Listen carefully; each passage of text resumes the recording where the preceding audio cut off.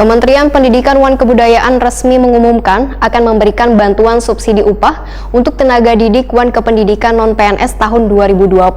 Jumlah anggaran yang dialokasikan sebesar 3,6 triliun rupiah. Pihaknya pun menyambut baik jika nantinya benar tenaga didik dan kependidikan non-PNS akan mendapatkan bantuan subsidi upah.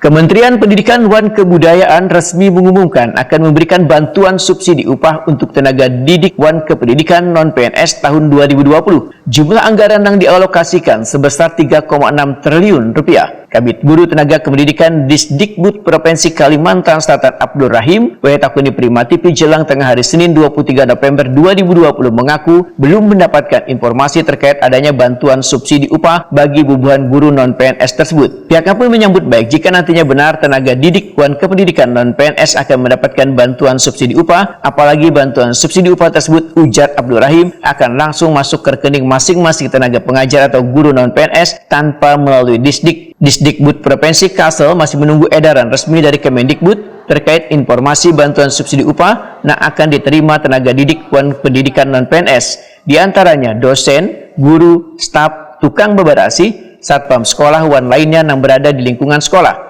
Sedangkan yang akan menerima bantuan subsidi upah adalah warga negara Indonesia berstatus bukan PNS, memiliki penghasilan di bawah 5 juta rupiah, dan kada menerima bantuan subsidi upah, gaji dari Kemenaker maupun dari program-program lainnya, dan kada menerima kartu prakerja sampai dengan tanggal 1 Oktober 2020.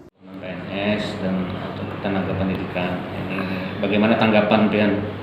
Ya, kita lebih senang melihat dibantu oleh pusat itu.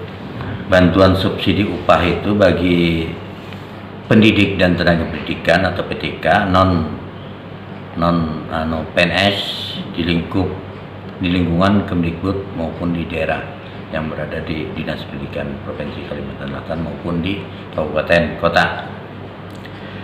Bahwa bantuan BSU itu bagi PTK non PNS adalah pemberian bantuan untuk melindungi, mempertahankan, dan meningkatkan kemampuan ekonomi para pendidik dan tenaga pendidikan pada satuan pendidikan yang mengalami penanganan COVID-19.